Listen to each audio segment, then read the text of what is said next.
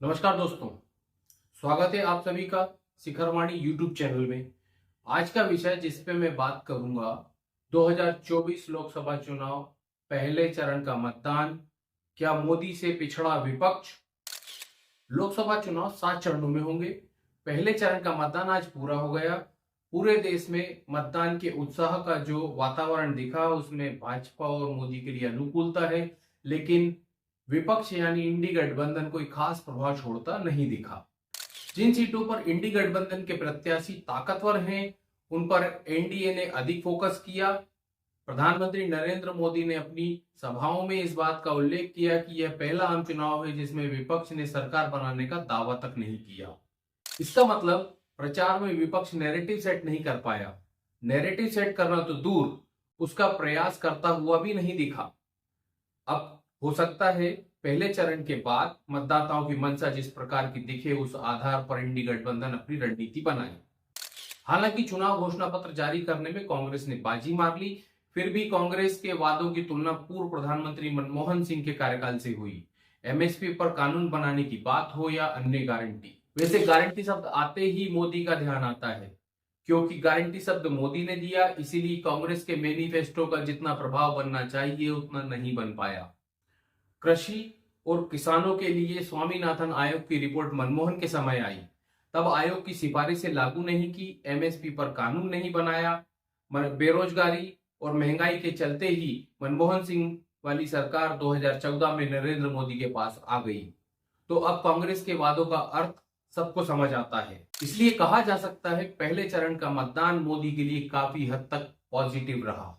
पहले चरण में 21 राज्यों की जिन 102 सीटों पर मतदान हुआ उनमें राजस्थान की 12, उत्तर प्रदेश 8, मध्य प्रदेश 6, उत्तराखंड, महाराष्ट्र, असम 5-5, बिहार 4, पश्चिम बंगाल 3, मणिपुर, मेघालय, अरुणाचल की 2-2 और छत्तीसगढ़, जम्मू कश्मीर, लक्षद्वीप, मिजोरम, नागालैंड, पुडुचेरी, सिक्किम, त्रिपुरा की 1-1 सीट जिन पर मतदान हुआ। तमिलनाडु देश का ऐसा राज्य है जहां सभी 39 सीटों पर पहले चरण में ही मतदान हो गया। खुद प्रधानमंत्री ने इन क्षेत्रों में प्रचार का जिम्मा उठाया, जबकि इंडी गठबंधन का प्रयास सोशल मीडिया के अलावा कहीं दिखा तक नहीं। एनडीए की ओर से प्रधानमंत्री सहित अन्य नेताओं की रैली, सभाओं और रोड शो की संख्या काफी बड़ी रही, जबकि इंडी गठबंधन के नेताओं में एकता की कमी के चलते मोदी से पिछड़ गए। इस बार दक्षिण में भाजपा को उम्मीद से ज्यादा सीटें मिलती दिख रही हैं। यही उम्मीद तय करेगी कि पार्टी अपने गठबंधन के दावे 400 पार को पूरा कर पाएगी या नहीं। वैसे विपक्ष ने गठबंधन का तगड़ा दाव चला, इस दाव से उम्मीद जगी कि लोकसभा चुनाव में खासी टक्कर होगी, लेकिन आखिर तक गठबंधन का नेता तय नहीं हुआ और कैंडिडेट घोषित करने में देरी से कार्यकर्ताओं के मनोबल में गिरावट आई, जिससे विपक्ष का आत्मविश्वास इतना नीचे चला गया कि वह एक साथ आना तो चाहता है पर एक साथ खड़ा नहीं हुआ। गठबंधन भी करना है और सीटों को लेकर विवाद भी नहीं सुलझा। वैसे गठबंधन अपनी जगह ठीक है, लेकिन देश की जनता को गठबंधन और बहुमत की सरकार दोनों में किससे अधिक फायदा है, इन 10 वर्षों में यह समझ आ गया। इसीलिए उसे मोदी सरकार का विकल्प गठबंधन में नहीं दिख रहा। राहुल गांधी ने भाजपा गठबंधन एनडीए को 180 से घटाकर 150 सीटों पर खड़ा कर दिया, लेकिन वह यह नहीं बता पाए कि कांग्रेस पिछले 2 चुनावों में डबल फिगर यानी दहाई की संख्या को भी पार नहीं कर पाई। चुनाव प्रचार के मामले में विपक्ष की स्थिति एनडीए नेताओं और भाजपा के सामने कमजोर है।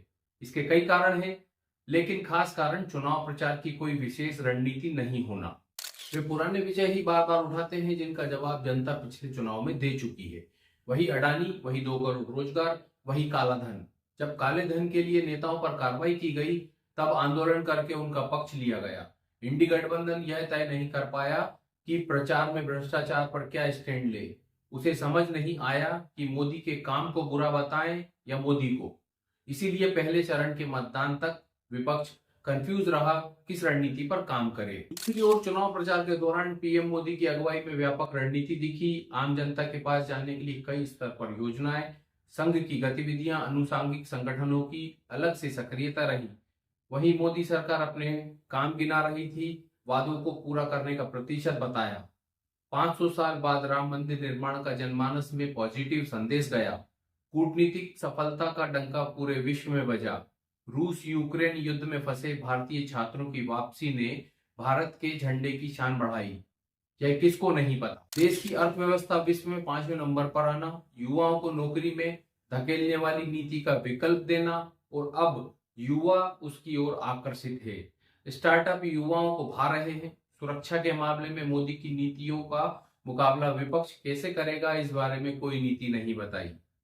इसलिए विपक्ष चुनाव प्रचार में मोदी के आसपास आता हुआ भी नजर नहीं आया। किसी भी गैर कांग्रेसी प्रधानमंत्री के लिए तीसरी बार सरकार बनाने की सोचना एक बड़े सपने के सच होने जैसा है। पंडित नेहरू के बाद नरेंद्र मोदी के सामने यह रिकॉर्ड बनाने का अवसर है।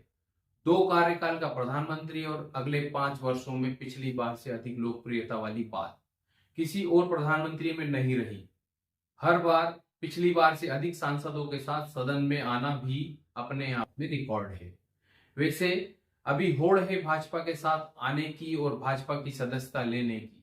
इसका यही कारण है कि बिना थके बिना रुके काम हुए। इन बातों से स्पष्ट है कि देश की जनता को मोदी की गारंटी पर भरोसा है। तभी तो इस बार मोदी का प्रचार करने में मतदाता भी लग गया। इन्हीं बातों से विपक्ष परेशान है, जिस कारण पहले चरण के चुनाव प्रचार और मतदान में इंडी गठबंधन बुरी तरह पिछड़ गया। आज के विषय में इतना ही। किसी अन्य विषय को फिर आपके सामने रखूंगा। मेरे साथ बने रहने के लिए धन्यवाद। एक निवेदन और कि वीडियो को लाइक और शेयर जरूर करें। साथ ही हमारे YouTube चैनल को सब्सक्राइब करना ना भूलें। नमस्कार।